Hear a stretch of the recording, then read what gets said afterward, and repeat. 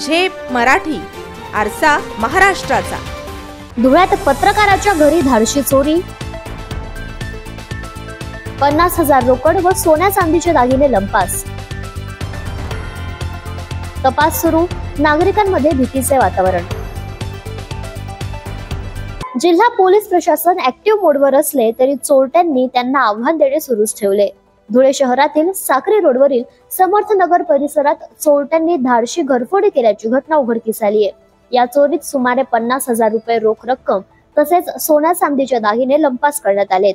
मिळालेल्या माहितीनुसार पत्रकार रमेश इंगळे हे त्यांची पत्नी रंजना इंगळे आणि कुटुंबासह समर्थनगर येथील प्लॉट क्रमांक 1 मध्ये वास्तव्यास आहेत।